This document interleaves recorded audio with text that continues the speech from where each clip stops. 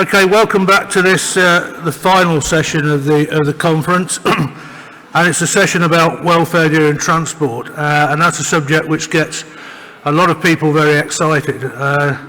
People tend to get hung up on the journey length, but I'm really more interested in the quality of the journey, and as you know, the journey length has two aspects, distance and duration, and it's the relationship between those two that can have a big impact on the quality of the journey, along with other factors such as the driver's skill, experience, attitude, road conditions, climate conditions, suitability of container, etc. So there's a multifaceted thing that you know, there's a lot there that can go wrong, but when it's right, it is very possible to transport animals in a good way, and animals have always been transported.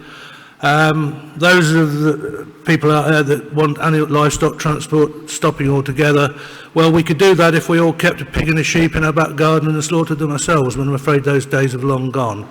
So, without further ado, I'll introduce our first speaker, who is Eugénie Duval from the University of British Columbia in Canada. And she's going to talk to us about time for a change with regard to transport regulations.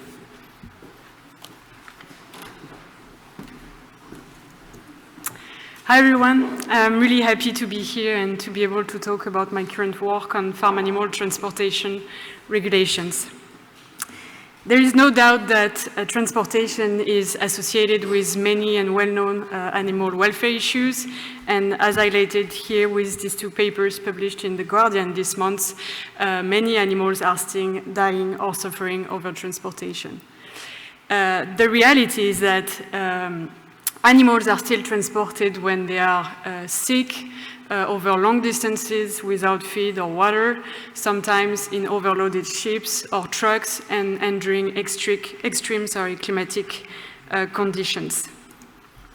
However, regulations aiming at better protecting animals during transport have been progressively adopted in a number of countries, and likely driven, or at least to some degree, by the growing public concerns. Some jurisdictions, such as Canada 3 years ago, have revised their regulations, and other jurisdictions, including the UK or the EU under the Farm to Fork strategy, have announced future regulations. My presentation today is based on an ongoing research project looking at the current transportation regulations in a number of jurisdictions, including the EU and the UK, the US, Canada, Australia, and New Zealand. And so far, my work shows that the current transportation in these jurisdictions are insufficient, and they do not guarantee a good level of animal welfare during transport, and that they need to be improved. And today, using a couple of examples, I just want to give you an idea of the main shortcomings associated with these regulations. First, and as I said before, better protecting animals during transport is always in the stated aims of these regulations. However, what appears obvious when you start looking at all these regulations is how different they are on almost all aspects. Here I would like to take the example of journey durations. Apart from New Zealand, all these jurisdictions studied here have adopted maximum intervals before a break. And if we take the example of cows being transported, you can see that the maximum interval without water ranges from 14 hours in the EU to 48 hours in Australia.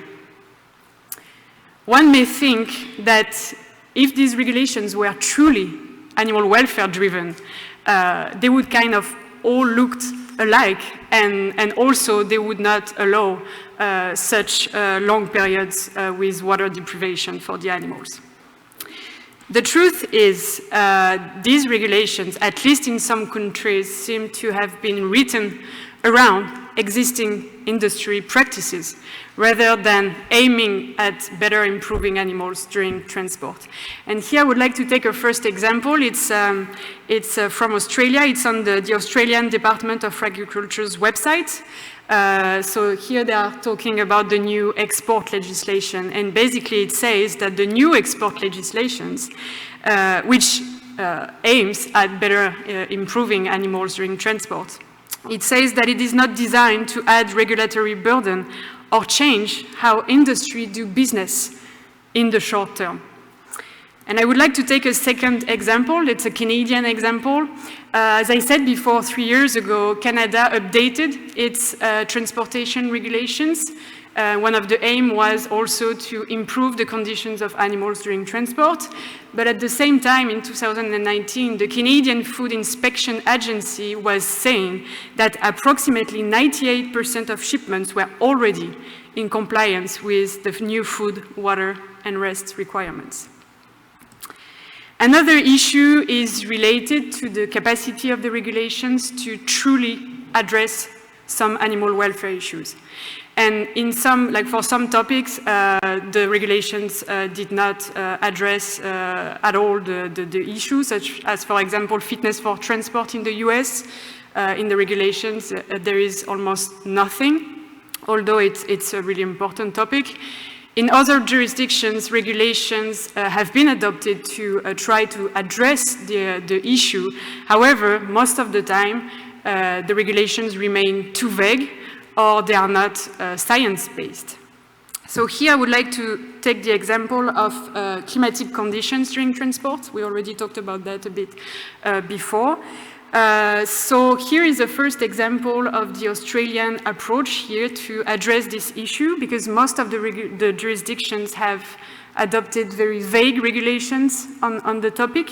So here is an example. A person in charge must take reasonable steps to minimize the impact of extreme weather conditions on the welfare of livestock during the transport process. So here you have the perfect example of a regulation that is pretty vague and not very helpful. We don't know what reasonable steps mean or extreme weather conditions. In contrast, the EU tried to adopt a more precise regulation. And here you can see that for journeys over 8 hours, the temperature inside the vehicle must range between 5 and 30 degrees. It is more precise, and it's better than nothing. However, for at least 2 reasons, it is still too vague. And the first reason is that it doesn't take into account the impact of humidity, and scientific evidence has shown that it's really important.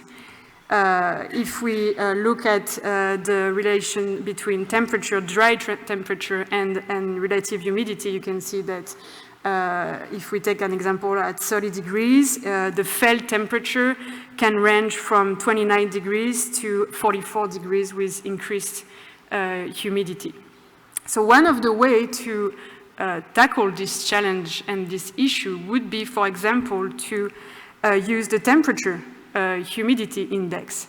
And here you have an example on dairy cows. You can see that dairy cows will start experiencing heat stress when a THI of 72 is reached, which may actually happen when temperatures as low as 22 degrees are recorded.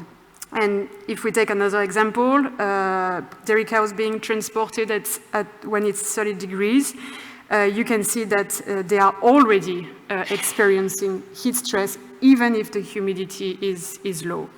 And it can be severe heat stress with higher humidity. Another issue of this regulation is that it is not species-specific. It applies to all animals, regardless of their age, regardless of their species. However, we know that animals do not have the same thermal comfort zone, so it might be very important to adopt more precise regulations here. A third issue lies in the potential discrepancy between regulations and reality. And here I would like to take the example of calves over 14 days. So how long calves over 14 days may be transported without being fed. As you can see, it ranges, again, like very different regulations, different durations. It ranges from 9 hours in the EU and up to 28 hours in the US and in New Zealand. Looking at these numbers, you probably think, wow, the EU is doing much better here in terms of duration. However, it is not that simple.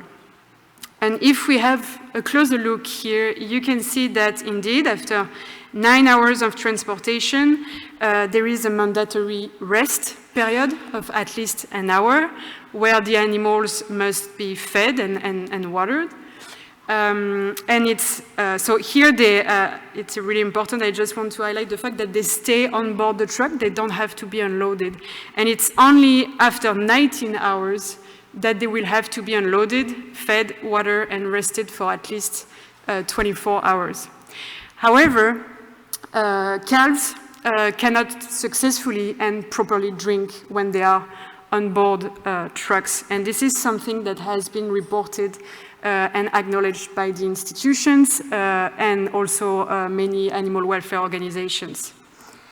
And based on observations made on 56 trucks, the Animal Welfare Foundation has reported that all the trucks, so 56 trucks, they were all in violation with the EU legislation on transportation.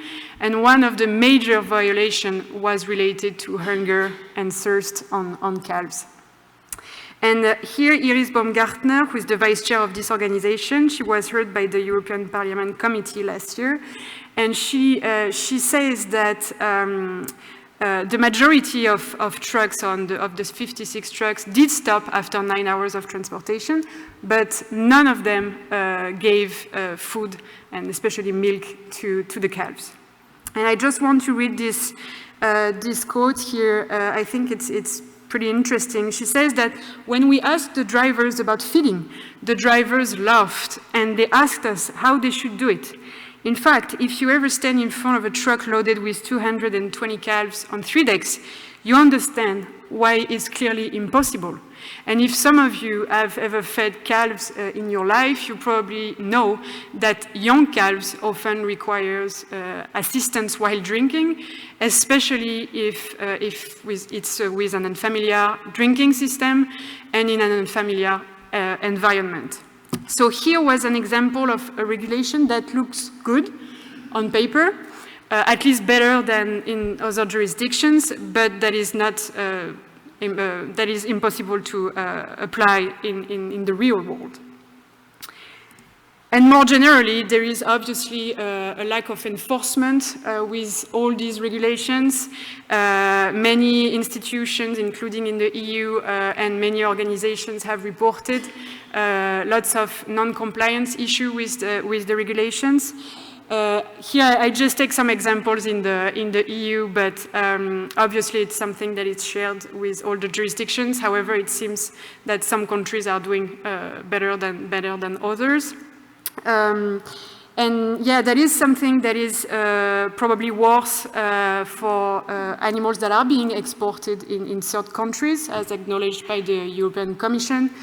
And I also wanted to say that the institutions are well aware of this issue. And for example, the European Parliament has urged several times these last years the member states to do a better job in enforcing the regulations.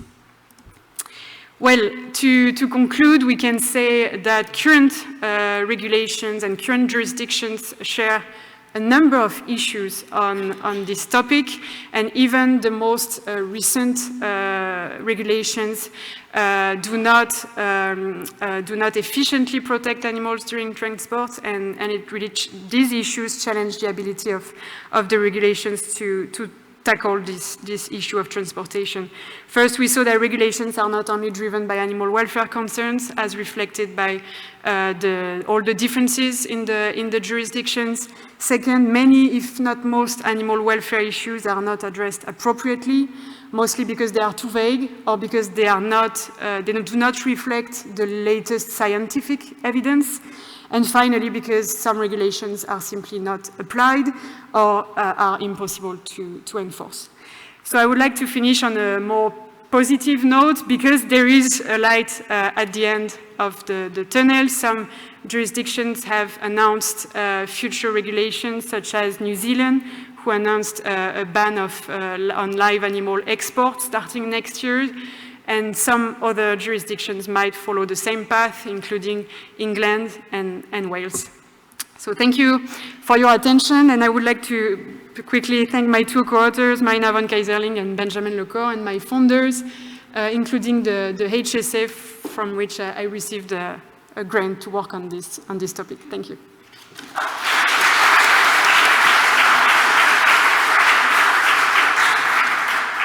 Thank you, Eugénie. We've got time for maybe 2 questions if we're quick, certainly one. Anybody out there have a question?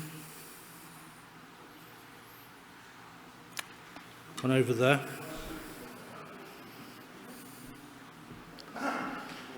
Yeah, Bas Rodenburg, Utrecht University. Thanks for this interesting talk. I was wondering also about the translation of the regulation to commercial practice. It's clear that it's not part of the regulations, but it's often also a struggle to translate it really like, okay, what is the, especially of course with unclear regulations, what is the borderline cases, what should you decide? Would you also recommend sort of to develop more specific example guides for decision making and for to work with in the field? Because I think many countries also struggle with the vague legislation in combination with lack of picture material to see the borderline cases, etc. Yeah, thank you for your question. I think obviously the legislators have to work with the industry to make sure that actually the regulations are applied and enforced and well understood also.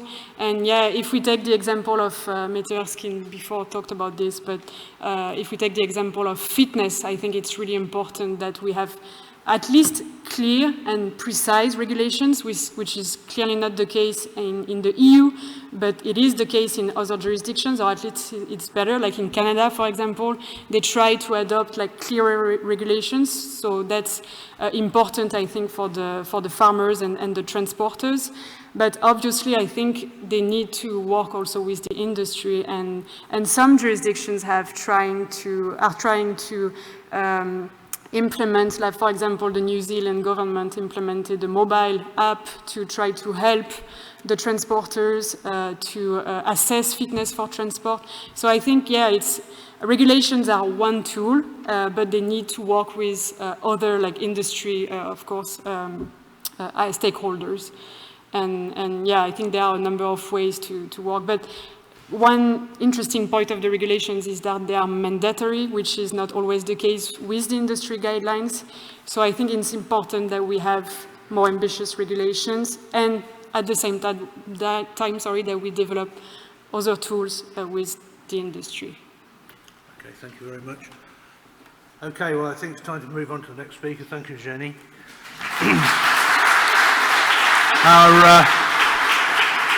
Our next speaker is Kirstin Dahl-Pedersen from the University of Copenhagen in Denmark, who's going to tell us about European livestock drivers' knowledge about and experience with animal welfare.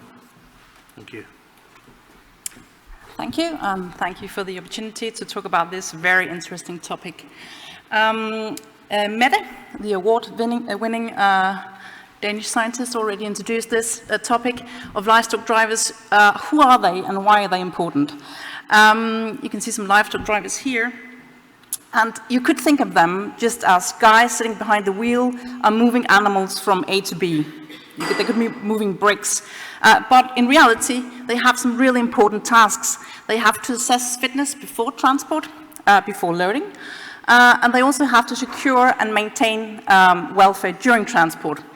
So in fact, they have really important roles in relation to animal transport. And on that note, it's really interesting that very, very limited scientific attention has been in their direction. So I and some colleagues wanted to know more about livestock drivers. As Mette said previously, we have already done some work on Danish livestock drivers. We wanted to know more about European livestock drivers, and we did this small study. It's in 2 parts, and I only have time to talk about part 1 today, which is an interview part with livestock drivers. Part 2, I can just mention briefly that we gathered information about how the courses and the exams leading up to the acquisition of the certificate of competence are organized throughout the EU member states. It's stated in the EU transport regulation that they must have this certificate in order to transport animals, and that requires taking a course and passing an exam. But how exactly to organize these courses and exams are up to the individual member states. And I can tell you there are big differences in how the member states do that. But that's for another talk. The interviews, we actually planned that we would travel across Europe to talk to drivers in many different countries and of many different nationalities. Then came Corona, and we had to change our plans. And it just so happens that, as many of you probably know, Denmark is a huge pig producer. We produce around 30 million pigs per year, and about half of them are exported. Most of them to Germany and Poland, but also to Spain and Italy or outside the EU. So there's quite a lot of traffic in and out of Denmark, a lot of trucks leaving and entering every day. And especially in the eastern part of Europe, where many of these trucks go to and forth, there's the case of African swine fever. And we really do not want to introduce that to Denmark, because that would have catastrophic impact on the Danish pig industry. So, trucks entering Denmark via the Danish-German border has to go through this very, very strict washing and disinfection program. And that's just after entering Denmark, they have to go to these big washing facilities. And here you can see a guy disinfecting a truck inside, and that leaves some waiting time for the drivers. And we thought, okay, that's our window. That's where we'll talk to them. So we had this questionnaire on iPads, and the questions were in English, in German, Russian, Polish, and Romanian, and then we had to do sign language as well.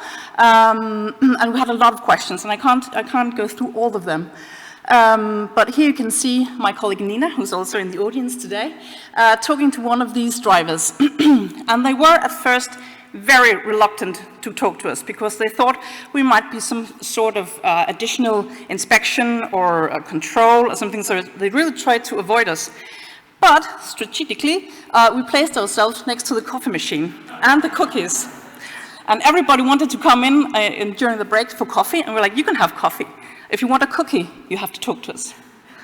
And so here Nina is talking to one of the young German drivers, and it actually turned out that when they learned that we weren't that dangerous, we actually just wanted to talk to them. We just wanted to hear their opinions and thoughts about things. They were like, really? You want to talk to us? You want to know what we think? They were so delighted. They were not used to that. And look, here is Nina again with 2 happy Polish drivers who thought it was actually quite festive to talk to these 2 veterinarian women. We did 99 interviews, and they were all men of 11 different nationalities, most of them though Polish or German, and then we had Dutch and Russian and Belarusian and Czech and all sorts of nationalities. Average age around 40, and the average working experience as a livestock driver around 10 years, but you can see ranging from less than 1 year and up to 40 years, so a big interval there. And also in terms of background, they had very many different backgrounds. Some were born and raised on farms or had worked at abattoirs or had other kinds of experiments with animals, and others had none previous experience working with animals whatsoever. And the majority transported pigs, The rest transported cattle, and then we had the 2 odd ones out that transported day-old chicks. So, some of the questions we showed them was these pictures of different kind of clinical conditions. Mette already told you about the fitness for transport concept mentioned in the EU transport regulation, that an animal can be transported if it's slightly ill or injured, and the transport will not cause additional suffering, and that is, as we have already agreed on, very vague. So what I think is slightly is probably not the same as you think is slightly. So we asked them, would you take this animal, yes or no? Is it fit for transport or not? And on the top you see a pig with a big hernia with a wound on it. Nobody would take that one. The other one here, also a big hernia, but without a big wound, and 7% would take this pig.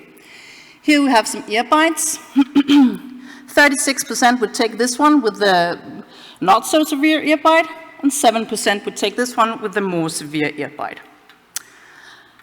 Tail bites, this one, quite severe tail bite, 11% would take that, although they all added they would only bring it if it was to transport it directly to slaughter. They wouldn't bring it if it was for further fattening.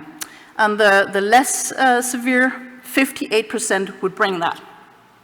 So what does these numbers tell us? Well, they tell us that the more severe the condition, the more the drivers are in agreement about not bringing these animals.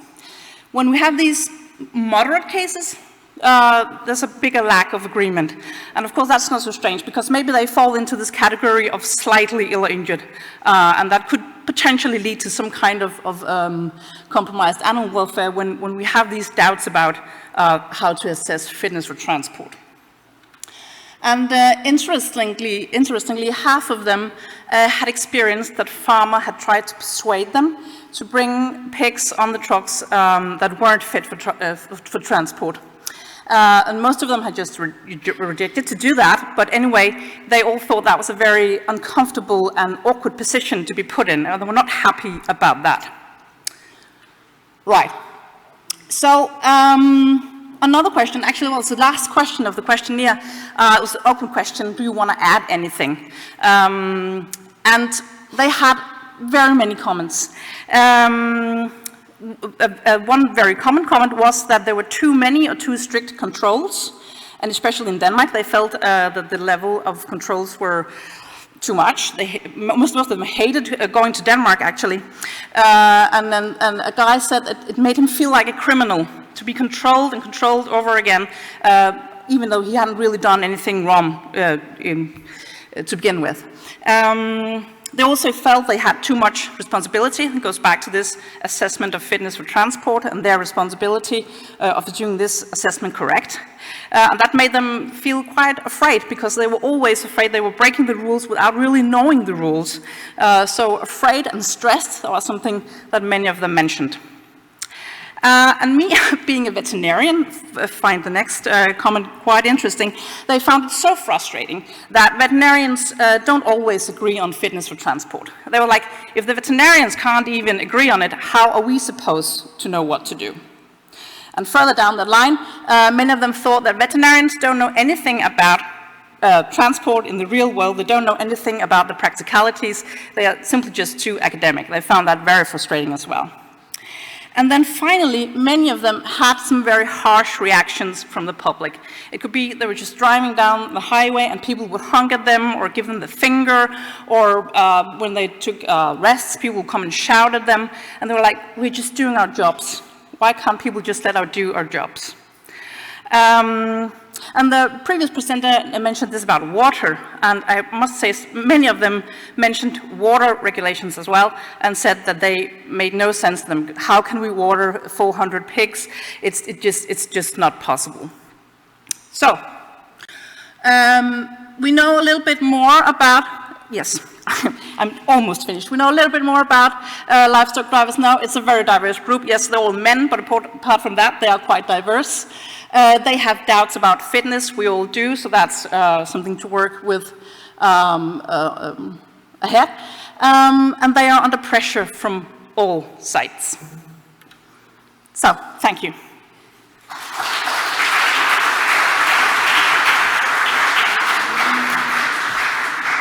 Thank you, Kirstin. Does anyone have a question?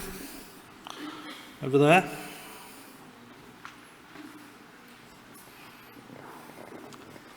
Yeah, hi. Thank you. Jos Houdijk, SRUC. When I started many years ago in animal science, I had a plan B. I'm also a qualified truck driver. And I always had a co-driver with me. And listening to this, I'm wondering whether there is opportunity to say, driver, you focus on the driving, and you have a co-driver who focus on the other things, and where it is possible, you work together to feed the animals, for instance, to do the things that are otherwise seems impossible. Is that a consideration in this field? They all had co-drivers. Yeah, they all had co-drivers. So, but how they exactly shared the tasks, I don't know. But they all had co-drivers, yeah. Okay.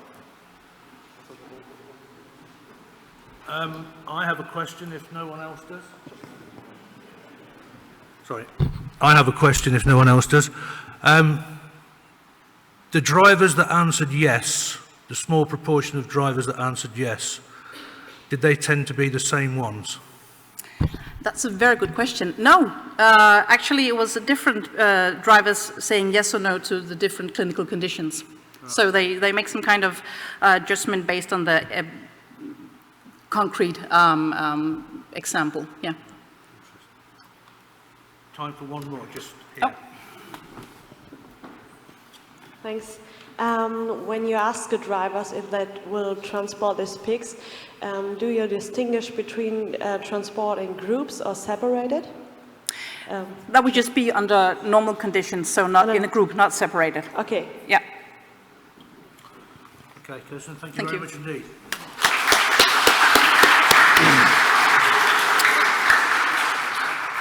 So our third speaker is Zachary England from Ohio State University in the USA. He's going to talk about a condition of bobby calves on arrival at the abattoir. Thank you. Yes, I'm excited to share this project collaboration between the University of Melbourne in Australia and the ISA University in the Midwestern part of the United States. But before we start talking about calves, I want to take a step back and talk about the United States dairy industry. Currently, it's estimated that there are 9.4 million cows in the United States milking herd. We all know cows producing milk every year, 9.4 million cows are producing milk every year. They're also producing 9.4 million calves. Now, not all of these calves will stay on the farms where they're born. It's actually estimated only a third of the calves will stay as replacement calves, replacing older, or injured, or sick animals in the milking herd. So that leaves 60, 70%, two-thirds of these calves as surplus calves, which have been defined as either unsuitable or not required to replace cows in the milking herd. So if they're not staying on farm, where are they going? So they can take a variety of different routes. They all start out on their individual source dairy farm. And then the farmer could take them to an abattoir directly to be harvested as bob-veal, less than 3 weeks of age. They could take them to a veal grower where they would be raised and harvested as special fed veal, less than or around 23 weeks of age. Or they could take them to a dairy beef grower where they'll be fed out and raised and harvested as dairy beef around 12 to 14 months of age. However, the majority of calves take a slightly different route, which looks more like this, where the farmer would take them to either a livestock auction or dealer who would then maybe sell the calves in larger groups to other auctions or dealers some number of times before they're then taken to an abattoir to be harvested as bob-veal or taken to one of our 2 growers. Now, no matter which route a calf takes, we have similar welfare considerations for them. Transportation being a big one, especially considering they can be transported multiple times. And as a young animal, we know that transport is stressful. Fasting, so because they switch hands so many times between different growers, livestock auctions, livestock dealers, it's a very real possibility that they're missing feeding events for these calves. They may think that the person before that had them fed them, or the person after who is going to have them will feed them. So a lot of times these calves are not being fed as much as they should be. Commingling, we've kind of heard, mixing with animals that they haven't been around before, mixing those pathogens around, which leads to our next consideration, clinical disease. And finally, successful transfer of passive immunity. So making sure these calves are getting the right quality and quantity of colostrum from their mothers in order to bolster their immune systems. So luckily there has been some research in this area. For example, in North America, calves arriving to veal growers have been shown to have varying levels of dehydration, diarrhea, depression, navel inflammation, failed transfer of passive immunity, so not getting enough colostrum to have an appropriate bolstered immune system, as well as an emaciated body condition. And research in Australia has shown that using blood analysis, that calves arriving to an abattoir to be harvested as bob-veal have had equally varying levels of failed transfer of passive immunity, dehydration, and that the majority of calves actually have glucose concentrations similar to calves that have been fasted for 14 to 24 hours, so not being fed within the last 14 to 24 hours. However, with key differences, as we just have been hearing about, between calf management as well as especially transport regulations, it was important that we investigated this sector of the surplus calf production in the United States, something that, to our knowledge, has not been done before. So our specific objectives were to assess the condition of bob-veal calves at arrival to an abattoir in Ohio. We also wanted to determine if calf sex, breed, or buying station, so where they were coming from, what were risk factors for poor health outcomes. So we collected our data about a year ago for once a week for 12 weeks between June and September of 2021. All of the data were collected at a large abattoir that was close to us, specializing in veal. And our study population consisted of 420 calves, so 35 calves at each of those 12 visits. We conducted clinical health exams, looking for signs and symptoms of various poor health outcomes using previously published scoring systems. So we looked for signs and symptoms of fever, respiratory disease, dehydration, depression, navel inflammation, arthritis, emaciation, diarrhea, and broken bones. We also collected a blood sample from each of the calves and then tested at calf side for blood glucose concentrations to let us assess hypoglycemia, as well as take it back to the lab and use the serum refractometer to measure serum total protein levels, which let us assess failed transfer of passive immunity. So for our risk factors, we recorded calf sex, calf breeds, whether they're Holstein Friesian calves, Jersey calves, or a crossbreed or other breed somewhere in the middle there.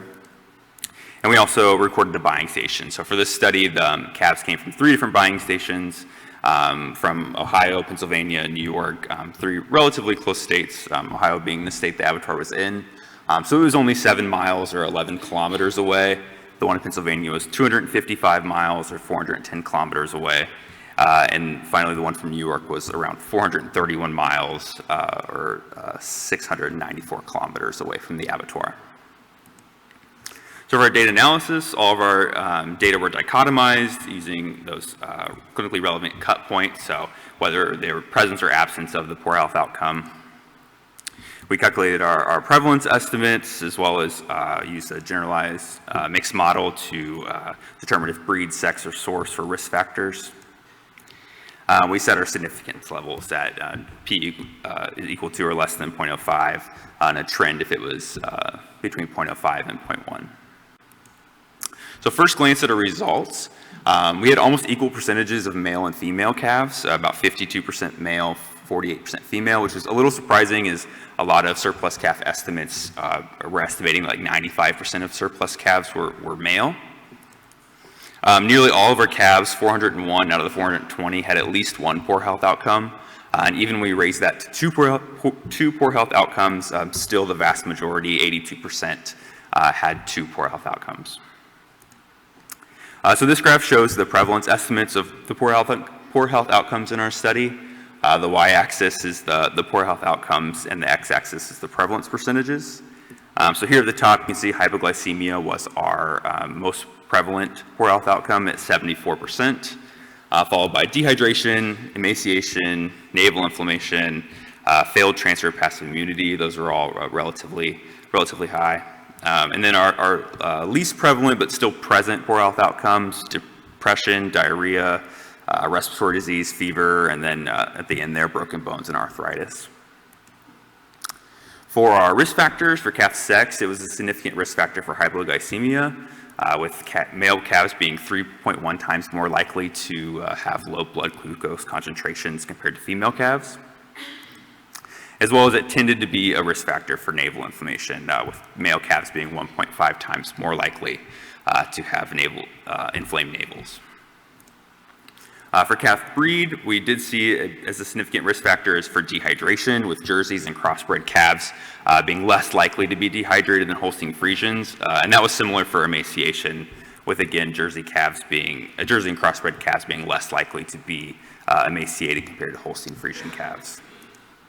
And our last risk factor here, buying station. This tended to be a risk factor for failed transfer of passive immunity, with actually the calves arriving from the Pennsylvania buying station being less likely than the Ohio buying station, so the one that was the closest. If they were from the second farthest one, they were less likely to have a failed transfer of passive immunity. So our main takeaways for this study were animal welfare concerns, such as the lowered immune system, missing feedings, fastings, the hypoglycemia, as well as painful conditions, negative affective states like navel inflammation, arthritis, were present in our study population.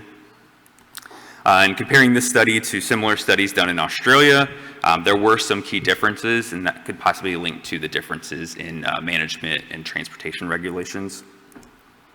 And we concluded that there are really several opportunities to improve a calf's condition at really several points throughout its journey, whether that be colostrum management at the source dairy farm, help better prepare them for transport, whether that be the livestock auctions or dealers or some of the growers, and then really just making sure we're ensuring everything from good handling, humane slaughter, humane endpoint, wherever that may be along this path.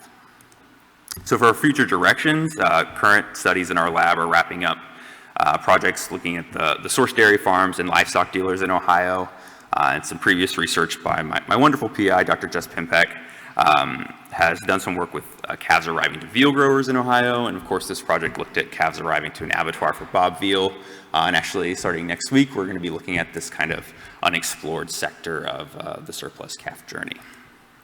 Just acknowledge the people that helped with this project, co-authors, as well as the Abattoir employees and a veterinary student at our college. With that, I'll take any questions.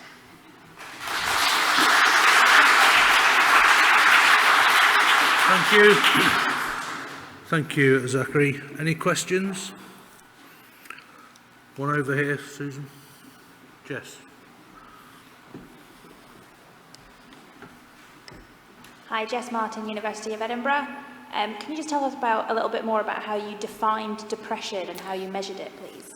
Yes, actually, if we can go back. Yeah, right there. So this is our actual, I don't want to say ethogram, but our actual scoring system that was taken from some previous research.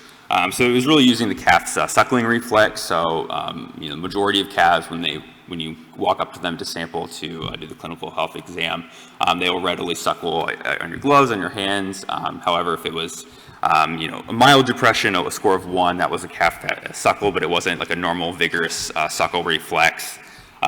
For 2 calves that had moderate depression, this calf could still stand and it still would suckle, but it was very disorganized, very weak.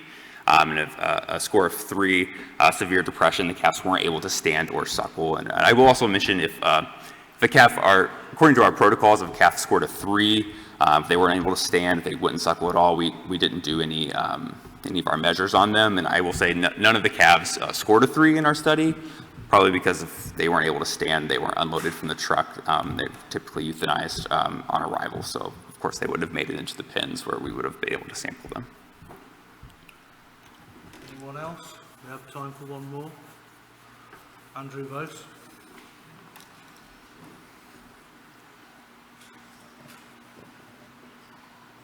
Yeah, thanks. In the UK dairy sector, there's been a big uptake in the use of sex semen to reduce the number of male dairy breed calves produced. I'm just wondering, is that the same in the States, or that might account for the almost equal proportion of male and female calves you're seeing? Yeah, so that's what we're assuming is happening too. We're seeing an increase in the use of sex semen. However, I don't believe the dairy beef producers, at least in the U.S., will take females, or they tend to only take males. So as you know, the rate of sex semen goes up, I'm expecting we'll probably see majority females actually going to bob-veal, as they're probably not going to be able to go really anywhere else if they're not kept on farm.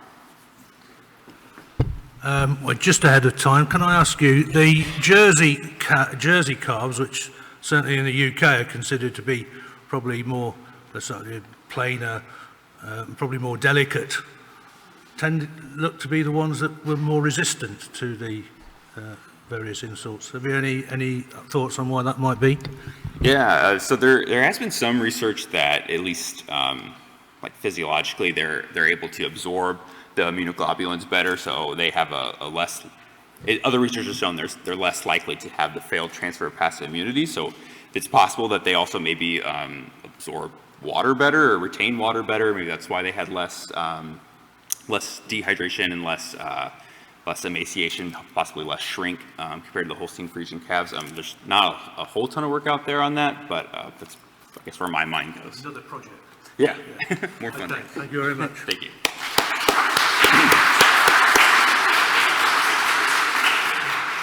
So our next speaker is from Johnsonville LLC in the USA, Ben Peyer, who's going to be talking about eliminating discretionary transport deaths in the cull sow supply chain. So this runs on nicely from Meta this morning. Thank you. I want to take the first opportunity to thank my collaborators in all this work, especially the animal welfare team and barn personnel at Johnsonville who worked very hard on all of this. I also want to thank all of the speakers who went before me and laid the groundwork so well. I'm going to talk specifically narrowly about transport deaths, which will include dead on arrival and euthanized on arrival. There's a lot of talk to go around. You could see from my title, I am Director of Corporate Sustainability and Animal Welfare at Johnsonville. We are the largest sausage company in the United States. We buy and process about a third of the cull sows in the United States and Canada. There have been a lot of discussions this week about the trade-off between sustainability and animal welfare, and I just wanted to share Johnsonville's answer to that question. It's by no means the answer, but when determining the scope for sustainability work, we ask 3 questions. Does a certain activity impose external costs? Does that activity have a chance of becoming internalized in those costs? Will Johnsonville eventually have to pay for these externalized costs? And is this activity central to value creation for Johnsonville? If we answer these 3 questions, yes, that identifies that activity and the external costs that it creates as a significant risk to value creation for Johnsonville at some point in the future, and therefore deserves our attention. So animal welfare is pretty straightforwardly a sustainability question, just like emissions reductions or plastics. They're all of the same character because they are a risk to value creation. Transport welfare is no different. It fits cleanly within this structure. So a little bit about the cull sow transport network in the United States. As you can imagine, sows live pretty close to where the pigs are, which means for the United States, that's everywhere. Because the cull sow network is such a peripheral part of the pork industry, there are very few large abattoirs. I think the number's 9. You can see it at the bottom left there. So whereas butcher hog slaughter is right where the butcher hogs are, cull sows have to go a long ways. They are slaughtered in converted beef plants or some other converted plants largely. So what this means is that travel times can be extremely long for cull sows. The purple line there shows the time to travel for cull sows if they go to their nearest large abattoir. But if we take capacity constraints into account, travel times go a lot farther, and that's the green line there. So we can see that at least 40% of sows have to travel 8 hours or more to slaughter. This has a predictable impact. Short trips can only go so poorly, and long trips can only go so well. So what we have here is, since 2010, transport deaths by travel time for all of our supply locations. I've highlighted a few dots there, and hopefully I'll get a chance to return to them. But this is about what one would expect. The other risk factor that I think everyone would be able to guess at is temperature conditions during transport. The bars that you see are weekly transport death rates for Johnsonville since 2010. Pretty predictably, the bars spike in the summer. What's very interesting and a very strong correlation with nighttime temperatures, as it turns out. So that cloud of dots that you can see, that's every temperature reading in Des Moines, Iowa, which is right in the middle of pork production country. Temperature readings since 2010 in Des Moines, Iowa, those are wet bulb, so they take humidity into account. The blue line is the 5th percentile of those readings on those days at that time of year, so that's about as cool as it gets at night. And what we see is that as soon as that nighttime temperature goes up above the average temperature for the year, transport deaths peak. And that big yellow bar in the middle is next week. So when I started at Johnsonville, the first day that I spent in the slaughter plant watching sows being unloaded, we got a shipment with 2 dead sows, and I asked the person in charge what happened. And he said, well, sometimes sows just die. Sometimes that just happens during transport. And knowing what we know about the structure of the network, that's not a crazy answer. Sows have to go a really long ways, and long distances are dangerous. And especially in the summer, conditions are very dangerous for sows to be in trucks. So one might reasonably come to the answer that sometimes sows just die.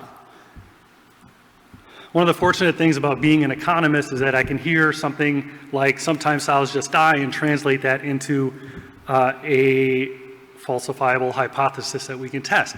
And in this case, the choice I made was, okay, if sometimes sows just die, that should mean, I skipped over this, this is within a year, this is over a year, and this is important. Also, total summer degree days in major supply states, the correlation is quite tight. So back to my story. We can measure the frequency distribution of the number of dead sows within any given shipment. And if that statement, sometimes sows just die, is true, then we should be able to predict what percentage of loads we get with 0 deads, with 1 dead, with 2 deads. And if we can compare that against what happens, we can test that statement. Do sometimes sows just die? Not at all. I want to note that the y-axis on this chart is a log scale, so if sometimes sows just die and outcomes are independent, we would see a load with 4 dead sows about once every 100 years. In actuality, we see one about every other month. The numbers get crazy if we go beyond 4 or 5. Once every 100 years should never happen. This is a big result for us. It allows us to say, no, sows don't just die. It allows us to say, because multiple death loads shouldn't really happen, we know what we can shoot for in the short term in terms of decreasing the death rates for transport. And because we know the answer is something happened, it gives us specific policy advice. It means somebody made a poor choice. So let's figure out what those poor choices were and let's learn from them.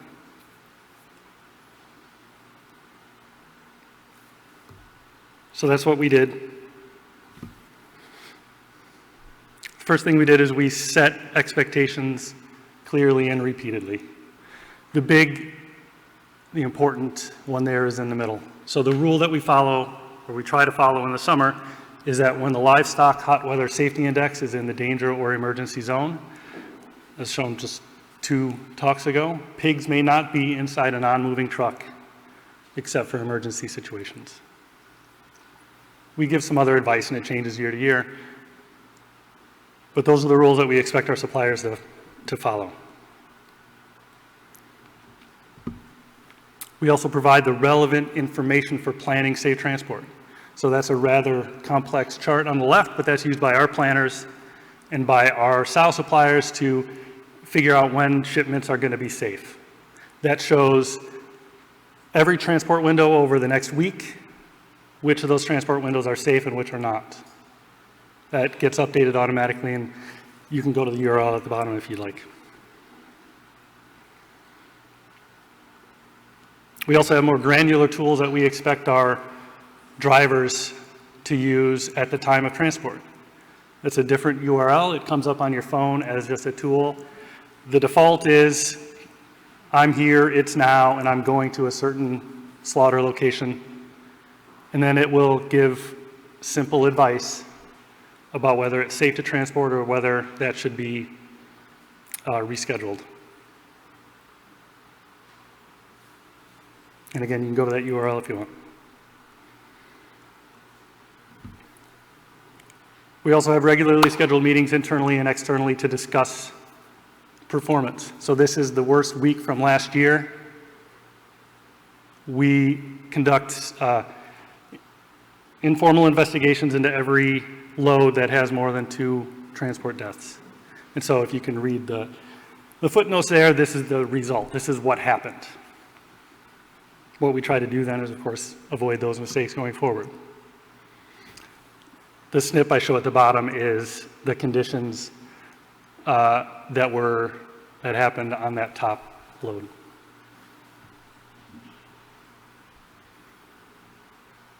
We also meet quarterly with all of our suppliers and say, here's how you're doing. We try to keep it simple. It's green, yellow, red. Unacceptable performance is easy to identify, and then we say, okay, what are we going to do to solve the problem? And we try to work collaboratively to fix those issues. Engagement doesn't always work. Those red dots up there, that was just a poor supplier, so we terminated our relationship with them. The green and blue suppliers are struggling. In fact, this summer already, we've had a couple loads that had very poor outcomes for both of those suppliers. The blue supplier is in a no tolerance mode right now. We will end our supply relationship with them if they break the rules again. I did the math before. That poor outcome for the blue, they loaded when it was 103, which is 35. The green, they loaded, it was safe when they loaded, but they stopped to water and it was too hot and we had poor outcomes there. But engagement does work. The best story we have, this is a very large supplier. A few years ago, they said it's just too expensive to follow these rules that you want us to follow. We can't do it, and we said, okay, we'll go somewhere else. About 6 months later, they came back and said, okay, we get it. And since then, they've been our best supplier. That little dot on the bottom is 0 deaths. We've had 0 deaths since 2019 from that supply location because they're following the rules in the right way.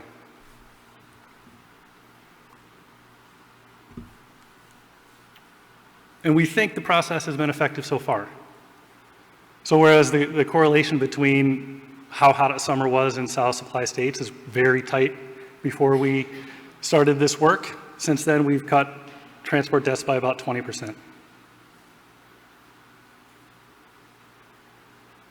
This is an important result, especially going forward, because we expect summers to be hotter and hotter as we go.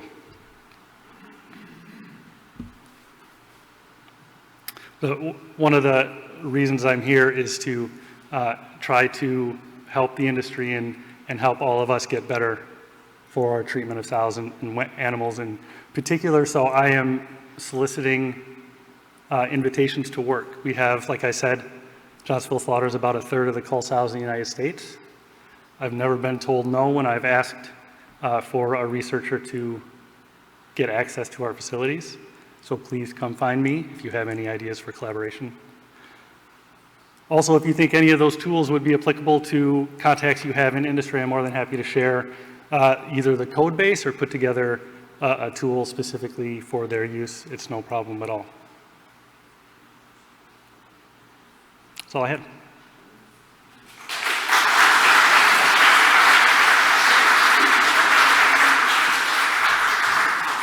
Thank you, Ben. I think we've got time for at least 2 questions.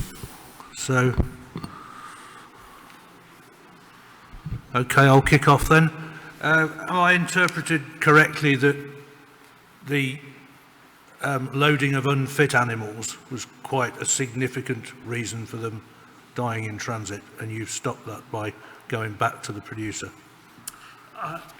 I'm not sure. Fitness is hard. I mean, as everyone's been discussing, it's hard to really track fitness. Getting 2 people to agree on fitness for transport is difficult. I'm not sure that's the case. Once we get everyone to a point where they're making the decisions that need to be made, stopping transport when it's dangerous, then we'll see what our death rates look like, and then we'll be able to solve some or tackle some other problems. It's just that you said that that supplier had no deaths from that. Yeah, as a supplier. Isn't it? It's not fitness. It's because they're loading at night when they should load. They have hired 2 drivers, so the driver doesn't have to stop halfway in what could be dangerous conditions. That was an investment that he had to make that he couldn't sell sows to us without making, and those are the results we saw. Okay, thank you. One over here. Thanks. Similar question that I asked previously. Are there any new ideas on how you could cool vehicles or have better cooling on the farms before transport? We have heard of some trailers emptying one of their gas tanks in the summer to hold water and use the hydraulic system of the trailer to spray animals while they're loading or while they're driving. But that was done in extreme situations. I've been surprised at how strong that effect is, to just not load when it's too hot and to not stop when it's too hot. That solves a lot of the problems. I think once we do that all the time, then we'll see what other problems there are we can solve. Yeah, okay. I was just wondering if there are any new developments in vehicle design coming along, but it doesn't sound like it from what I've heard so far. Okay. We're putting insulation on the top of some of our trailers in the winter. We do have time for a couple more questions. Yes.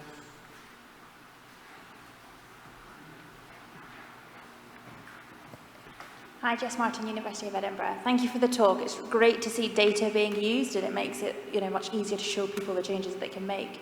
Do you have any, obviously, using dead of an arrivals is like the sort of worst outcome, like the animals are welfare compromised way before that. Do you have any plans to sort of extrapolate this application to try and reduce other welfare compromises before you've got those fatalities? I would love to, and that's something we're working on. The reason that we focused on transport deaths is because they're countable and everyone agrees on them. And even, so I've shown a 20% decrease in transport deaths here, but that's not the impact that we've had, right? Those are just the animals that used to die and don't anymore. Every animal on all of those shipments has a better time.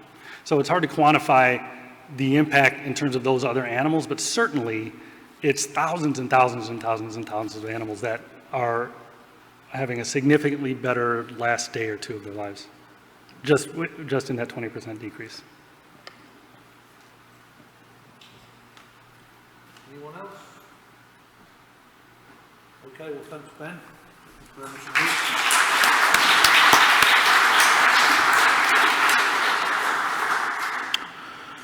Okay, so our next speaker is Anneleen Watteyn. From the Netherlands, Belgium, beg your pardon, Flanders, Flanders Research Institute for Agriculture, Fisheries and Food. And she's going to talk to us about post-egg episode and welfare during pre-slaughter. Thank you. Thank you. So, good morning, everyone. I will talk about the post-egg phase in laying hens, so the welfare during the pre-slaughter. Oh, the other way. So the destiny of spent laying hens, the spent laying hens, they have different options.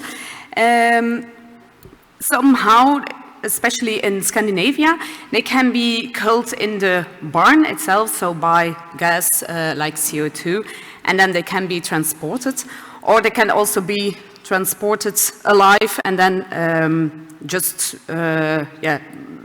killed or culled, but just then for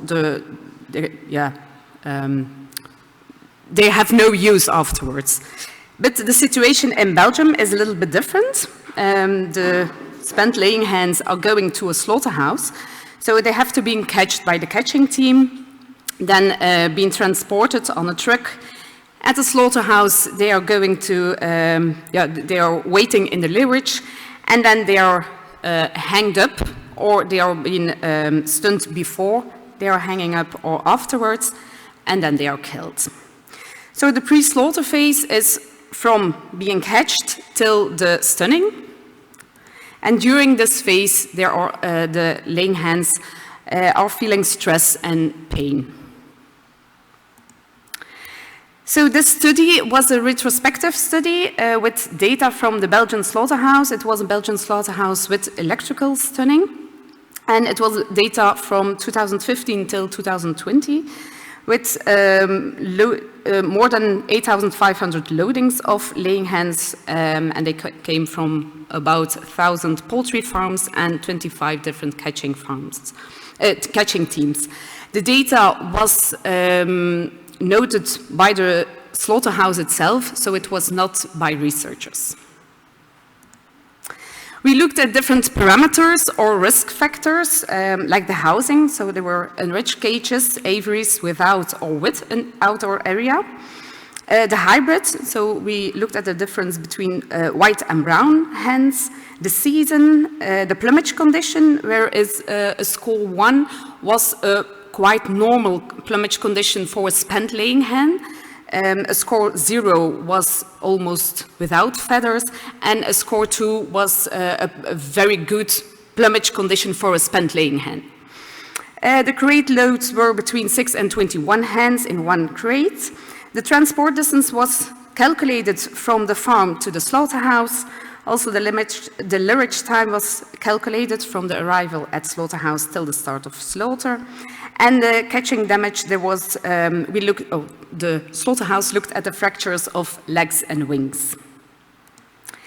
And then we looked at the percentage of the death on arrival, or the DOAs, and also the catching damage and the influence of those risk factors on the DOAs and the catching damage.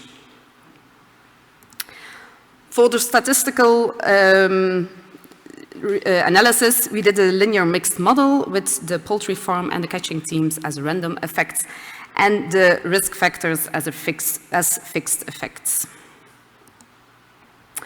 So first we are going to look at the catching damage and the influence of the hybrid and the housing. Here you see at the x-axis the brown and the white, and you see a combination of brown and white. It's because of, in those loadings, it was not noted if the hens were brown or white, so it was mixed. But you see an effect of the housing, so the doors were, or the catching damage for the legs were higher in the enriched cages. And it was significantly different between the aviaries, but also within the same housing there were differences. So the brown hens had higher fractures on the legs compared to the white hens. When we look at the wing fractures, it was a little bit the same. So also in the enriched cages, there were higher fractures to the wings compared to the ivories. And also within the housing system, there were differences between brown and white.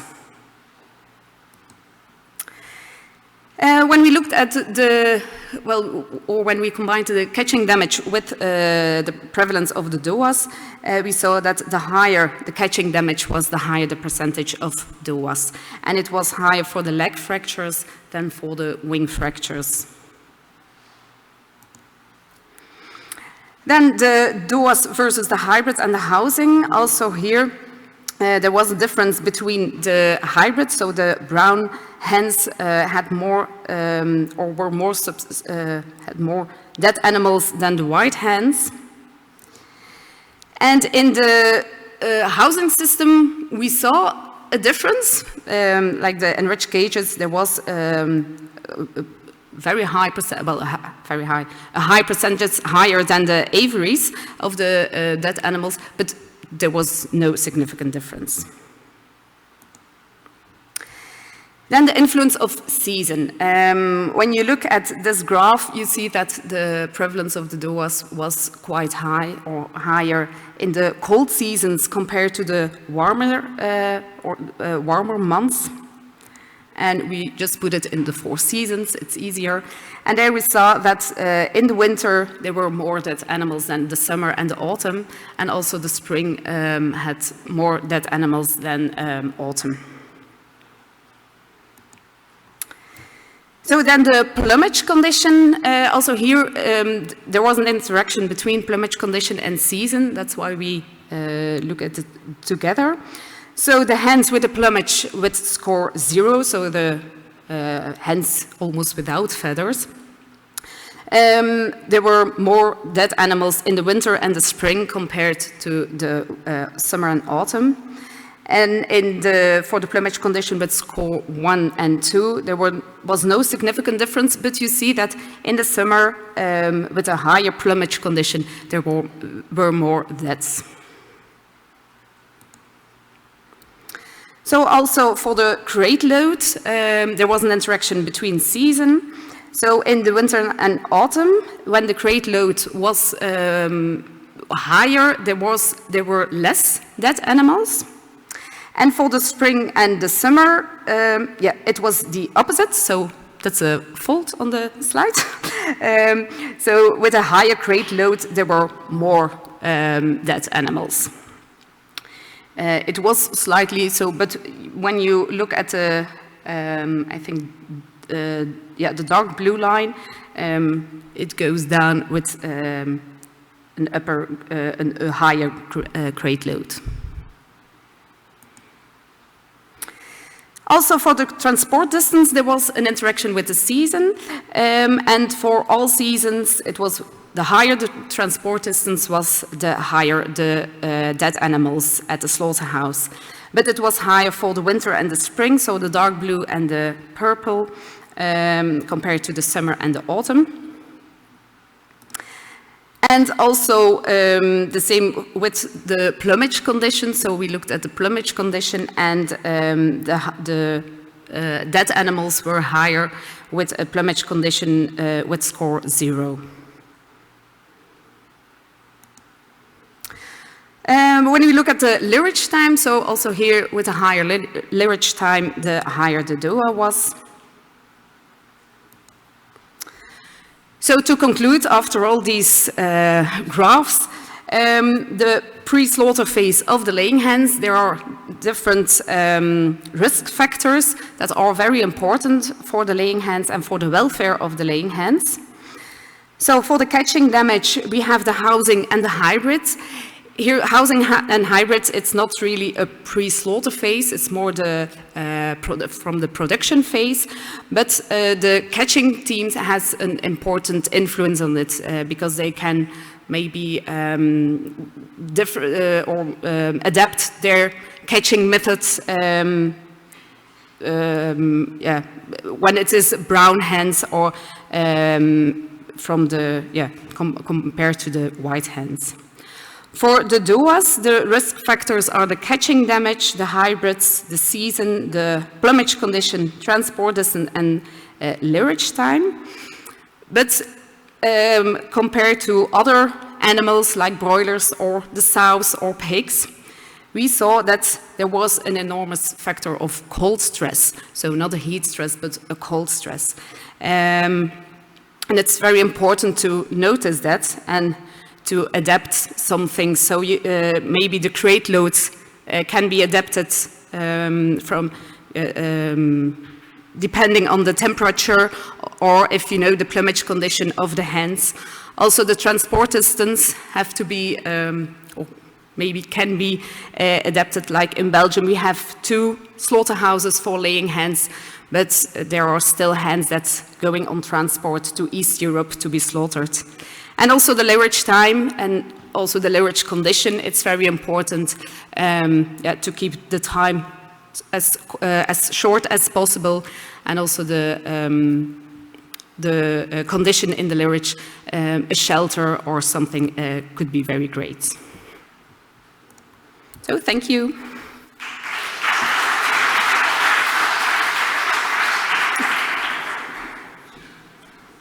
Thank you. We're well ahead of time again, so time for a couple of questions. One at the back there. Hi, very interesting with the cold stress. I was just wondering, I couldn't see it on the graph. What were the prevalences for DOAs as well as damages, injuries, fractures? The prevalences in total? Yes, on average. On average. Well, yeah, I didn't show that, but yeah, I have it in my in the data, but I have to look. I don't know it by heart. Yeah. It was just to compare to the Danish, yes, for yeah. instance, prevalences. Yeah. Thanks. At the back again, Susan. George Matei from Food Standards, Scotland. I was thinking your injury was recorded at arrival or at post-mortem inspection, because injury can happen during the hanging or... Yes, the injury was, they looked at the injuries after defeathering. But yeah, we expect that it is from the catching team, from the catching moment, because yeah, from defeathering there is a difference because there are no bruises when there are fractures. So we expect it is from the catching teams. Yeah. Karen, one question, how long was the transport time? So it's really quite a problem. We have 3 slaughterhouses for spent laying hens in Germany, and the transport times don't only depend on the distance, but also very much on the availability of the catching teams. And the other is just an information. So there's very much mobile slaughter of spent laying hens in the moment coming up. They are just slaughtered at the farm by mobile slaughter. Mm-hmm. Well, for the transport time, we have no data because it's data from the slaughterhouse, and we calculated the transport distance just from the farm to the slaughterhouse, but there was no data about time.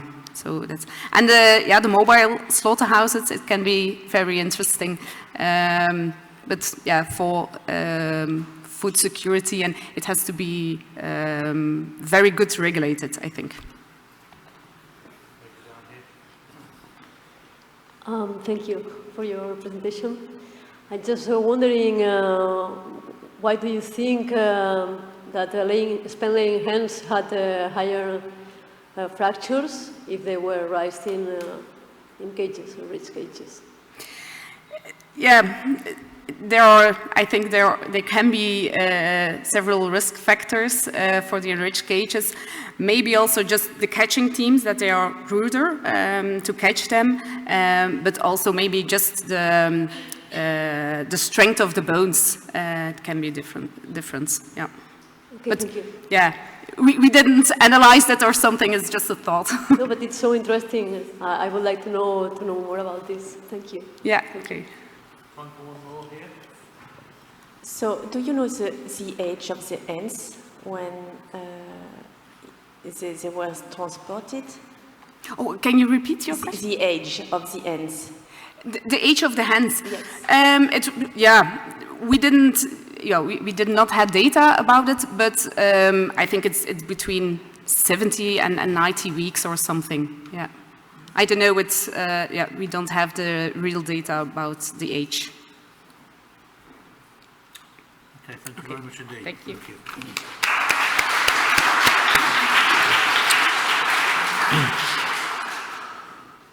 Okay, our penultimate speaker is Roxana Amerie from Pisa University in Italy, and she's going to talk about on-farm slaughter procedure, which leads to increased animal welfare in pigs. Thank you. Hi everyone, I'm Roxana. I'm a PhD student at Pisa University, and it's for me a pleasure to be here today. This study is a collaboration between Pisa University, the farm Tenuta di Paganico, and two national authorities belong to the Ministry of Public Health. The study was carried out in the south of Tuscany, near Grosseto, and the trial was supervised by the local health unit, and in particular the Department of the Veterinary, that provide us a special authorization to slaughter on-farm animals, even if there are healthy animals for sale. The trial was also supervised by the Istituto Zooprofilattico Sperimentale, that supervised all the safety process, the microbiological process. I'm sorry, I am a bit emotional.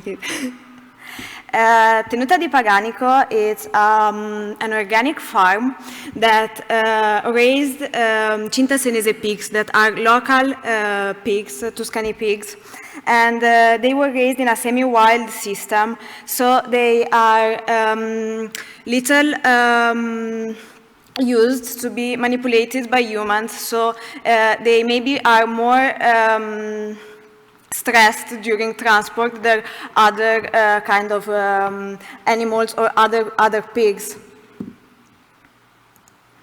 So the aim of our study was to study the effectiveness of on-farm slaughter as a routine method for organic farms. So we asked to ourselves two questions.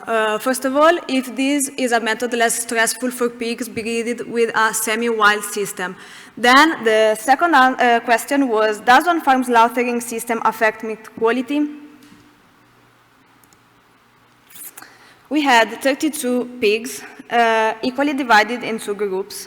Group T that has a traditional slaughtering, so our animals were transported alive to the slaughterhouse, and Group F that was slaughtered on farm. In particular, they was stunned, then was loaded to a slaughterhouse, to a refrigerated trailer, then bleeded, and the carcass were transported to the slaughterhouse.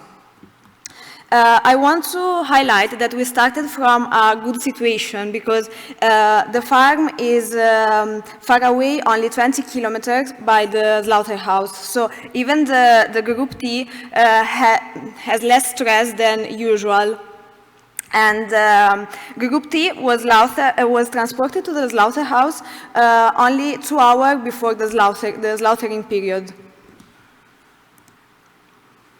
These are some pictures about our refrigerated trailer. And here a quick view about the analysis we did to assess animal welfare, meat quality, carcass, and meat safety. We are zootechnicians, so we care a lot also about meat quality, not only about welfare. All that data were analyzed using the following linear model. And the results. For animal welfare, we considered those 6 parameters that are serum concentration of glucose, creatinine phosphokinase, lactate dehydrogenase, total protein, albumin, and cortisol. We saw only a significance for cortisol, for serum cortisol, and we saw also that serum cortisol can be considered a good parameter to assess the instantaneous stress of animals. In fact, for F group, so for group slaughtering on farm, we have a very low concentration of serum cortisol. For meat quality, we considered the acidity of meat and the temperature of meat, of semimembranosus muscle, at 45 minutes after slaughter. Also the acidity and the temperature of the longissimus dorsi muscle after 48 hours and not after 24, because we had some logistical problems to assess the acidity after 24 hours. Then we considered also the water holding capacity and the color. About these parameters, only the acidity after 45 minutes after slaughter is significant, and we saw something strange, that is this value. The average time elapsed before measuring the acidity is different between 2 groups because of logistical problem to measure this acidity. We had for group F, we had the slaughtering on farm, then the transport, and then unload the carcass and all the process at the slaughterhouse. So it needs more time to go ahead during the process. But even if this is a higher value, and there is this significance, it's not a problem, because when you assess, when you consider the acidity after 48 hours post-mortem, we don't have a significance between groups, and both have the normal parameter of the normal value of the acidity of meat. So it's not a problem. When you considered carcass safety, we took into consideration 5 parameters that are the presence or the absence of 3 microorganisms, Staphylococcus aureus, Salmonella, and Listeria. And in all carcasses we considered there was an absence of these 3 microorganisms, and we considered also the aerobic mesophilic colony counts and the Enterobacteriaceae counts. That doesn't show a difference between groups, and was always lower than the microbial limits imposed by the European regulation. So this means that on farm slaughter, it's okay. It's like the traditional slaughter for microbial contamination of carcass. The same results we found for meat. So even in meat, there is not a microbial contamination higher in group F than group T. So meat, it's safety. So I can conclude that we don't have negative repercussion both on meat and quality and safety, but for sure we have decreased stress when we consider the cortisol level, the serum cortisol level. So we considered that this kind of slaughtering system can be used in organic farm to decrease stress of those animals that are not used to be manipulated by humans, so are more stressed every time they saw a person. Thank you.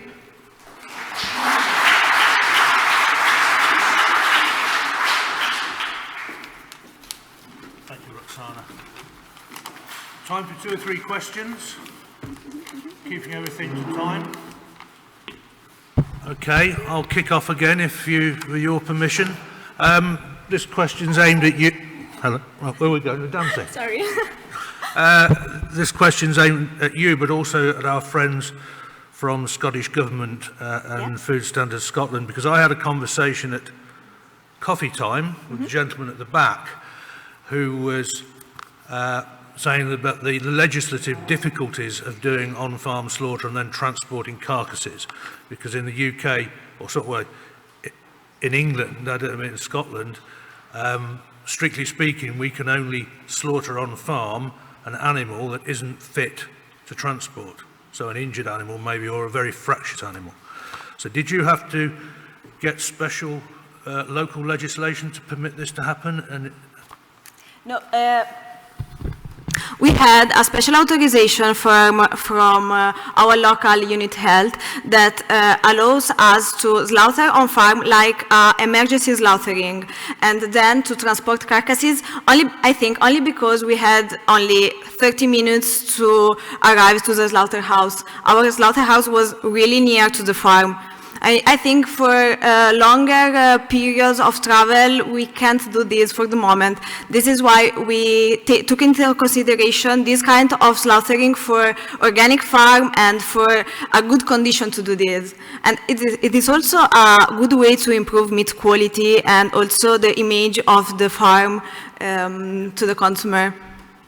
so it's dependent on a processing facility being nearby? Yeah.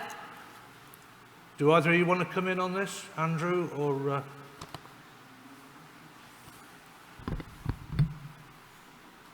Ian? Thank you. Nice presentation. Ian Robinson, Association of Meat Inspectors. With those pigs that were transported to the slaughterhouse and had elevated cortisol levels. I'm sorry, can you... Sorry. Those pigs that were transported to the abattoir that had elevated cortisol levels.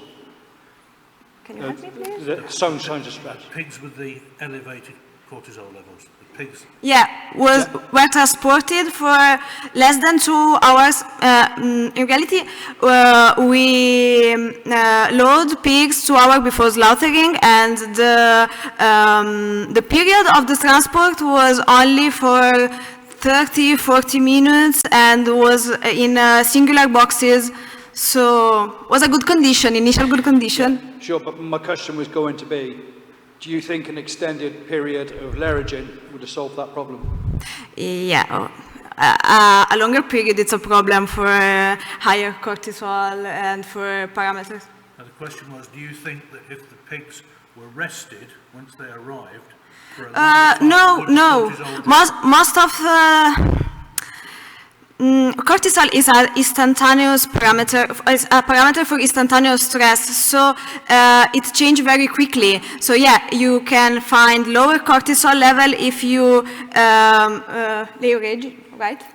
Leverage animals. For a longer period. Yeah, for a long period. I'm still interested to see if the Scottish Government have got any comment on this concept, if it's a viable concept. I think, yeah, as you know, Charlie, it used to be possible to kill animals on farm and then send them into local abattoirs. And yeah, certainly that has happened, maybe for deer, that's happened in the past. I think that the problem is that commercially it's not really viable, and as the smaller abattoirs have closed, the larger abattoirs have specialised, and they have, you know, audits from their customers. So the problem is availability of processing facilities. Yeah. Question here,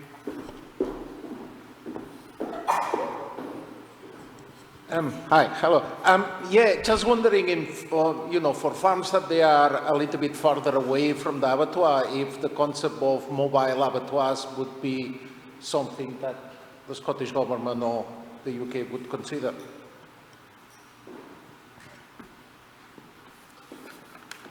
Time for one more question, or comment from someone? Can I take that question? Elena?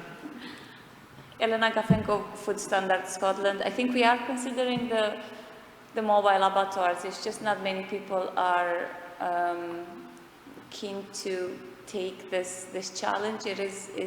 it would be a challenging process, and my personal view is that it's viable if some parts of the processing are done using other facilities. So for example, attaching themselves to a lairage part of a farm or that kind of thing, but the entire slaughter and processing of the meat to be in a mobile unit, that's quite difficult to do and probably not viable from a financial perspective.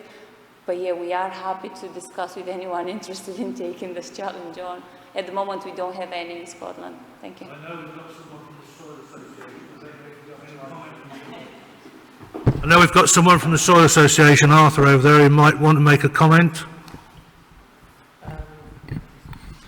No particular comment other than I think it's a very interesting presentation, and I think the challenges in the UK probably prohibit the use of this sort of technology, but I think some of our farmers would be interested. I think the legislation probably would prohibit it. Thank you. Just time for one more, lady here. Susan? Here. Mary. Thank you. Thank you for a lovely presentation. Name is Meryl Verhoeven, Dutch government. Just wanted to comment, Charlie, also because you referred to it already before, to our mobile killing unit that we use in the Netherlands, which obviously has to apply to European legislation. So this year, a new delegated act came into place, and there's quite some additions that apply to this kind of killing, like this type of, well, slaughter/killing. Obviously, the carcass is transported to the slaughter plant, so much of the slaughter is done in the slaughter plant. So I guess these European rules also apply to Italy, obviously. So then there's the 3-day report, like you have to report the animals 3 days before you actually slaughter them or kill them. And you have to be in the abattoir within 2 hours after killing, and several others. But I'll be happy to supply to you the delegated act and the conditions that are referred. I don't know the number of animals for pigs that you're allowed to take per farm, for instance. For cattle, it's 3 per farm. And then first of all, you have to go back to the abattoir before you go to another farm. Okay, thank you very much. Thank you very much for your help. Thank you.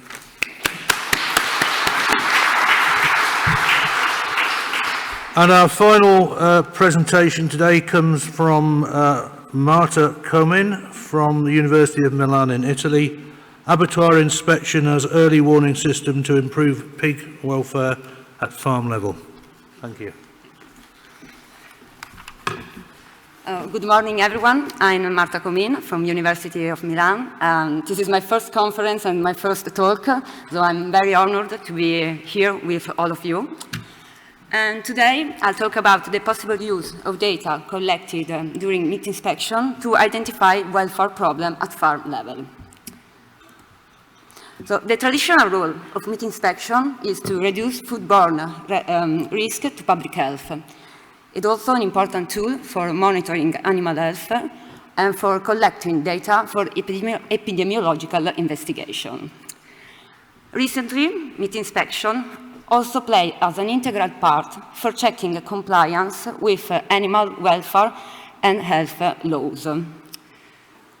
Measures providing feedback information are useful to take action and to improve animal health and welfare at batch level. So, abattoir inspection could contribute to better inform the farmer. This information could be offered by specific animal-based indicators, also called iceberg indicators, that are comparable to the tip of an iceberg, signaling the mass below the surface of the water.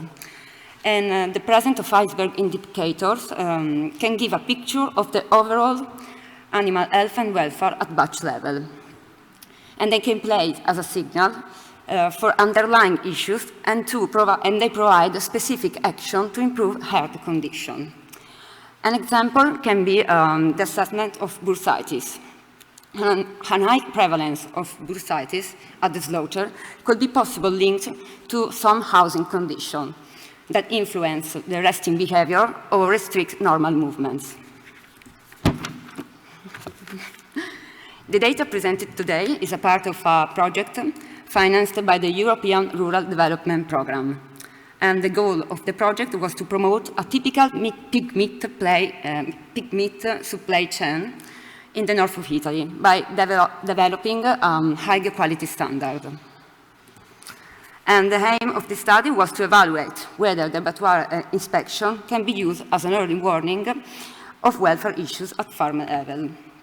And today I'm presenting you the results we collected at the abattoir. In this slide, you can see the step that has been followed. The definition of a visual-only meat inspection protocol, the training of the assessor, and the data collection at the slaughter. A visual-only meat inspection protocol was defined by selecting a set of valid and feasible indicators from the scientific literature.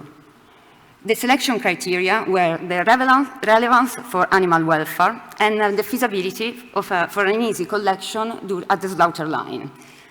And they were all assessed by their presence. In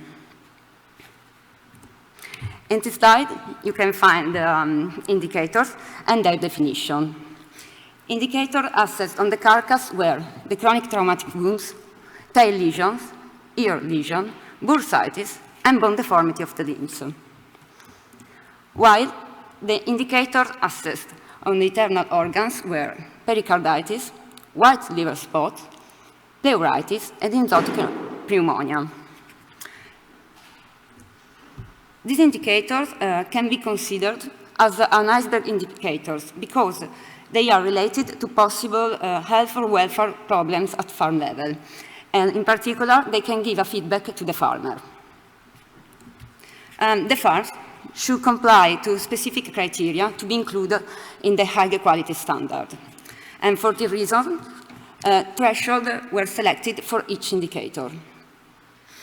And thresholds were determined based on scientific studies, and the references are reported in this table.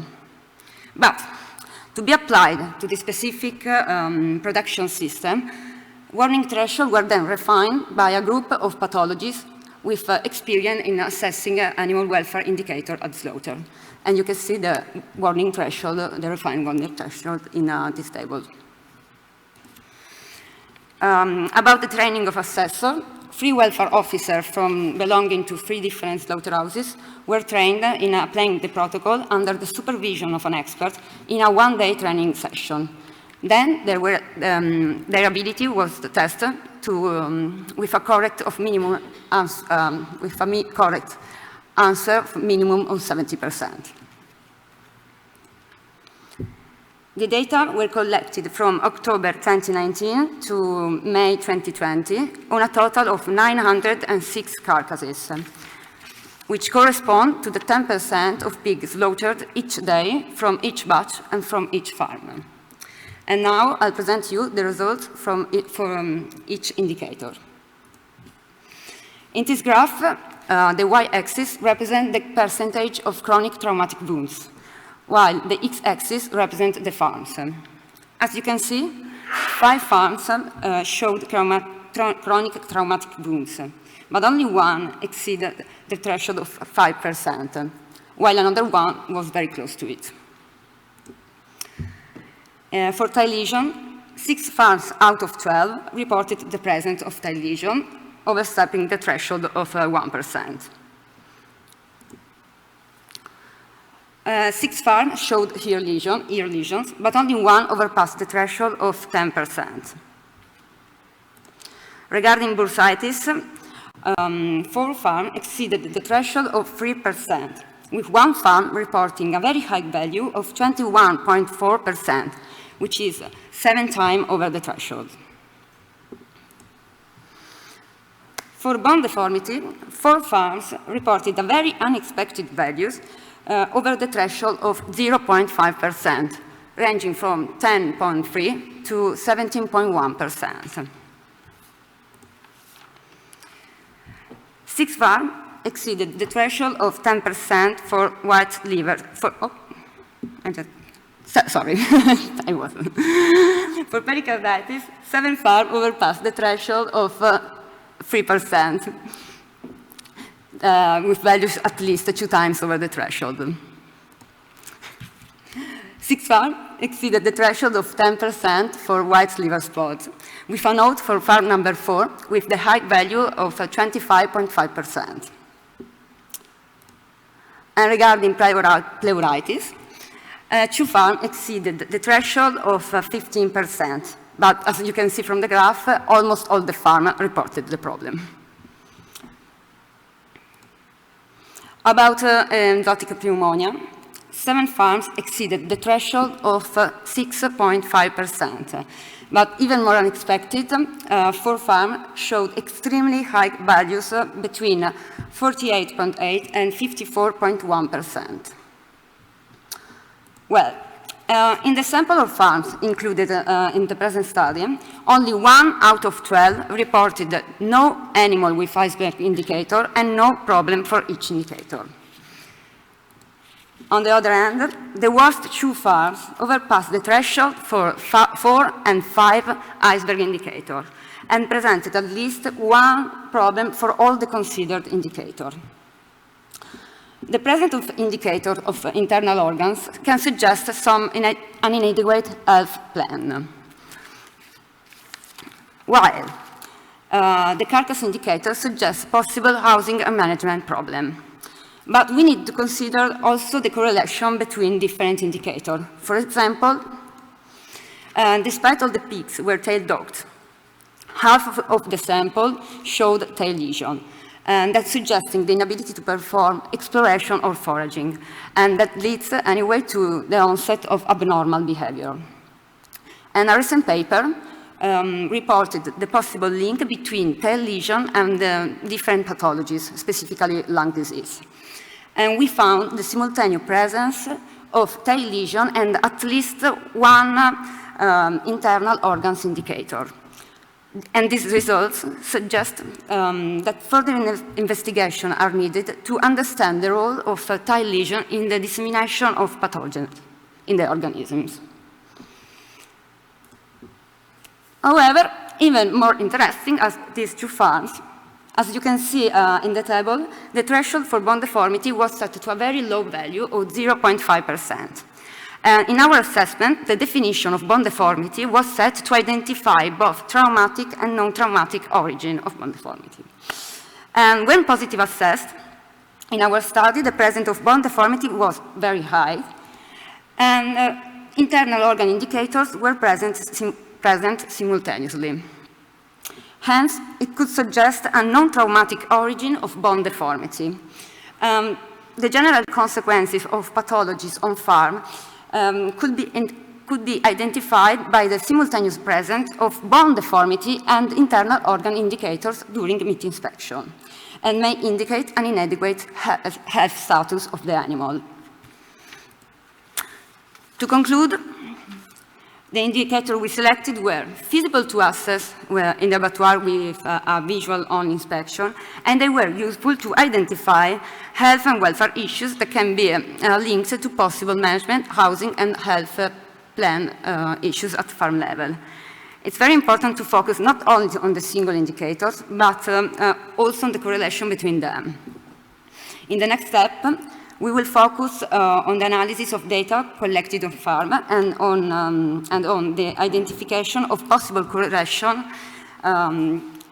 with different indicators collected during meat inspection, with the aim to identify possible risk factors at farm level.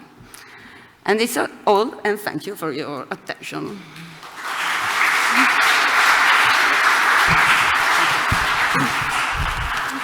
I've been told off for not speaking into the microphone, so do you want you to speak into that one, and I'll keep this one over here. I know I've got a loud voice, but apparently it doesn't come over on the online thing. Meryl, one question from Meryl. Thank you for a very interesting talk, Meryl again, for those who didn't remember just 2 minutes ago.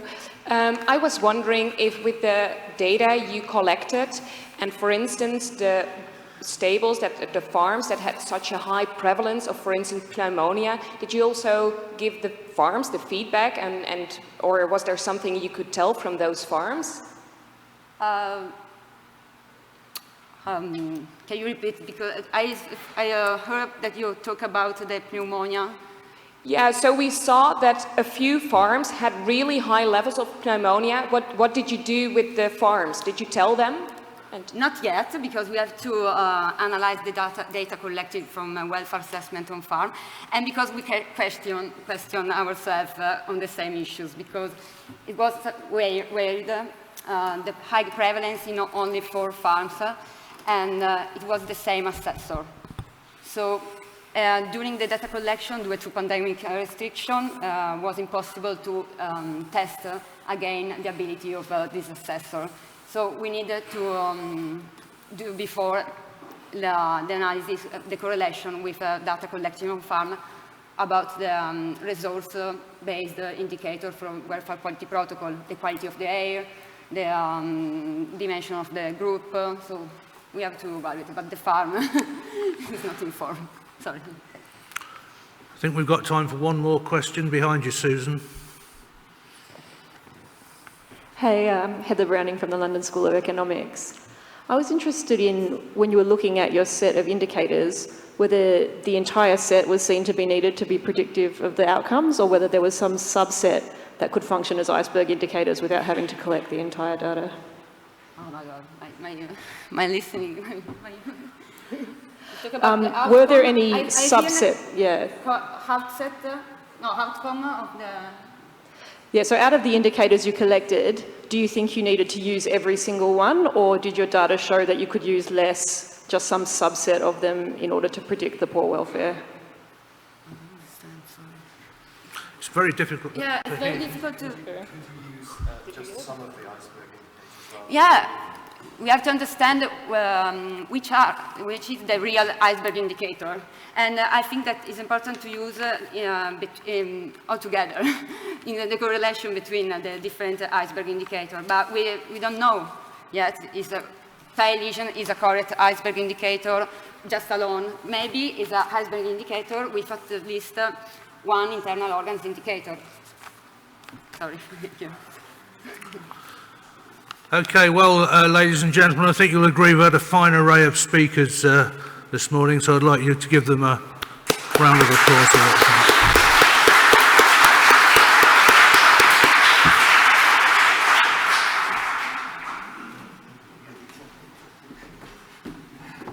Okay, so thank you everyone. I'm just going to say a couple of words before we let Charlie close the meeting.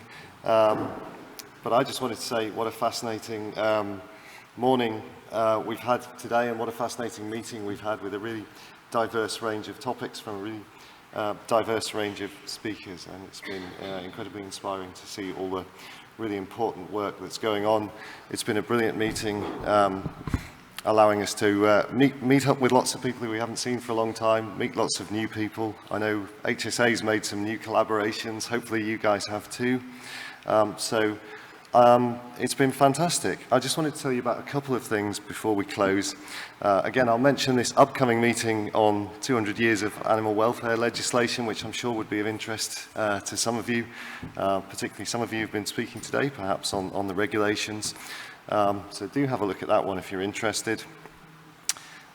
Do remember, if you value what we do, please do support the HSA. You've heard a lot of HSA-supported research over the last few days, including the projects on humane slaughter of crustaceans and cephalopods and finfish. Really important, really expensive research that we support to improve the lives of animals at slaughter, and it needs support from people who care about our work if we're going to be able to keep doing that. So please do consider helping us out. Once again, we are still hiring. I haven't found anyone yet, so do have a look at this job advert. It's open until the 5th of August. I'm very happy to speak to anyone. Just drop me an email. It's just huw@hsa.org.uk if you want to speak about this job. It's, as I keep saying, it's going to be a really difficult job to replace the expertise that you just heard from Charlie during the last session. Please help out if you can, if you know anyone.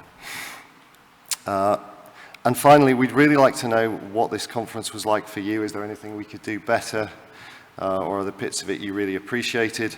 So if you watched it either online or in person, could you please have a look at these links and just complete a very short survey to tell us what you liked and what you didn't. We'll send these to you by email as well, but I'd be really interested to know what you thought of the meeting. Also, if you'd like to just come up and tell us what you thought of it, please feel free. I won't be upset if there were problems you want to tell us about. And finally, it just remains for me to just thank everyone who made this meeting a success. It's very little to do with me and an awful lot to do, particularly with the people who came and spoke, the session chairs who brilliantly chaired all the sessions, all of you for coming along and contributing and asking questions, the staff here at the venue and the caterers, the folk who donated to help other people attend for free online, and most importantly, the HSA staff who put this all together, and particularly Susan and Beata. Beata's not here today, but Susan's at the back. Stand up. Big round of applause for Susan, who put this all together. Also, my other colleagues, Louisa, obviously Charlie, Jade, and Sam, and the other folk back at the office who all together made this meeting a success. So with that, I'd like to say a huge thank you and hand over to Charlie to formally close the meeting, I think. I think this is the third or fourth conference that I've closed, and I may not close another one, but Hugh's announced at least 3 times that I'm going to retire. I think, unlike Sydney Carton mounting the steps of the guillotine, I'm not about to make a valedictory speech. 35 years ago or so, I did my first job for the HSA, which was a welfare assessment of Newark Market. And it came about because I applied for a full-time job with them. I'd been made redundant from a livestock marketing company. I mentioned earlier I was involved with marketing cull sows and cows. And I thought I ticked all the boxes. I did tick all the boxes. And then I got what I considered to be a very good interview, and then I got the Dear John letter. And so it was really put into personal indignation. I was somewhat indignant that I wanted to know why. So I don't know why. I sat down and wrote a letter. And I wrote to Colonel Anne Reynolds, basically asking her why I didn't get the job. And could she give me some indicators as to where I might have gone wrong in my interview. And I got a phone call, come down and see us. Had it not been for that fit of pique, I probably wouldn't be here today. Who knows what I would have done. But I worked for them for 18 months in a part-time capacity, setting livestock markets, because I was working in livestock markets at Stamford and Oakham. And then I got another phone call. Again, you couldn't do it these days. You'd have to advertise the post. Brian's leaving. Do you want to come and work for us? And 34 years have passed in around about 10 minutes, it seems. And the retirement thing, it's not really retirement. The government are going to give me some money every month after the end of September next year, and I don't want to give it back to them in tax, basically, you know, being mean. So what I'm hoping to do, as long as Hugh's agreeable and the trustees are agreeable, Mike, is possibly take a short break, the minimum requirement by law, and then return in some capacity as some, you know, doing the same sort of field work, face-to-face stuff I enjoy doing, and probably see you at a lot more conferences. So thank you all very much for your attendance here and for your support, your personal support to me over the years, and well, I hope it continues. And I'd like to reiterate a thanks to Susan, especially, and Beata for their help in putting this together. I had very little input, like you, a bit of technical advice here and there. I think it's been a very successful conference. Each one seems to get better. And I'm sure we'll probably, before we have another international conference, we'll probably do a couple of one-day workshops somewhere in the Midlands, which have been a very successful format. Hope to see you all there. It's just left for me to say, have a safe journey home, and I'll see you next time round. Cheers.